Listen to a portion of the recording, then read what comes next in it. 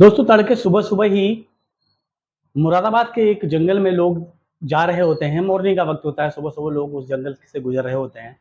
तभी वहां पर एक ऐसी चीज देखते हैं जिसको देखकर ये लोग सन्न हो जाते हैं, एकदम ही चौंक जाते हैं। वहां पर एक शख्स की लाश पड़ी हुई उनको मिलती है। जैसी जंगल में लाश होने की खबर गांव वालों को लगती है, लोगों की देखने के लिए भीड़ इकट्ठी होने लगती है और ये बात सनसनी के तौर पर उस पूरे गांव में फैलने लगती है। गांव वालों के द्वारा पुलिस को बताया जाता है कि एक शख्स जिसकी उम्र तकरीबन 25 साल के आसपास है, उसकी लाश यहाँ पर पड़ी हुई है। वहीं दूसरी ओर मुरादाबाद के एक गांव में साबिर, जिनका लड़का गुम हो गया था, वो बताते हैं कि एक कॉल आने के बाद मेरा लड़का चला गया था और उसके बाद उसका कहीं पता वता नहीं लग रहा था। साबिर ने अपने आस-पास मोहल्ले में जितने भी उनके रिश्तेदार वगैरह थे, सब जगह मालूमात करने की कोशिश की, लेकिन उनका कुछ पता नहीं चला। थक-हार साबिर ने अपने लड़के की गुमशुदगी की रिपोर्ट पुलिस में दर्ज करा दी। और जैसी दूसरी खबर मिलती है पुलिस को कि एक लड़के की लाश वहां पर मिली है, तो ये तुरंत साबिर को लेकर उस जगह पर जहां पर लाश बताई जाती है, वो जंगल के अंदर पहुंचते हैं। तो वहां पर एक लड़के की सरकटी लाश वहां पर पाई जाती है।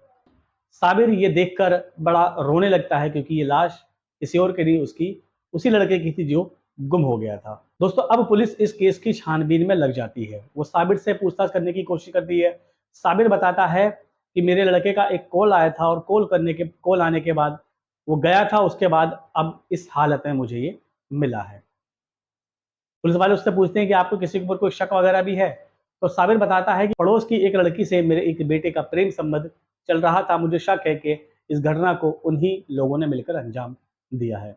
पुलिस छानबीन में लग जाती है। उसकी जो प्रेमिका होती है उसको पकड़ कर लेकर आती है और प्रेमिका से सख्ती से पूछताछ की जाती है। सख्ती से पूछताछ करने में प्रेमिका टूट जाती है और सब कुछ बताने के लिए तैयार हो जाती है।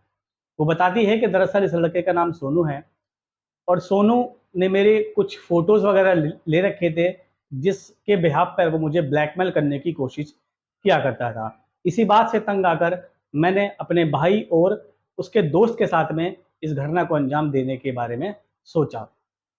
मैंने सोनू को कॉल कर एक पुलिया के ऊपर बुलाया था। सोनू मेरे से मिलने के लिए आ गया था और हम दोनों मिलने के बाद बातचीत करते हुए पुलिया से सीधा उस जंगल यानी उस खेत की तरफ हम लोग बात करते हुए चले गए।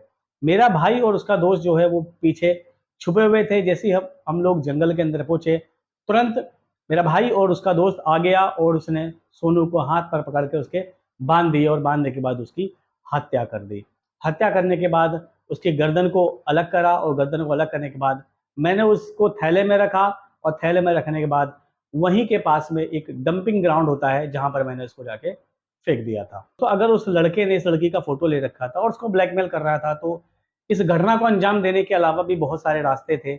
मेरे हिसाब से वो पुलिस में जा सकती थी, उस लड़के के घर वालों से जाके बात कर सकती थी, तो शायद ये नौबत जो आज सोनू इस दुनिया में नहीं है, ये ना आ पाती। बहरहाल इन लोगों ने जुर्म करा और जुर्म की सजा तो उनको मिलनी ही चाहिए थी।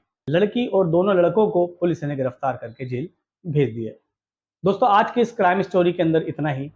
इस कहानी को लेकर आपकी क्या राय है, कमेंट कर ज़रूर बताइएगा। मिलते हैं अगली नई स्टोरी में, अगली नई क्राइम स्टोरी के साथ।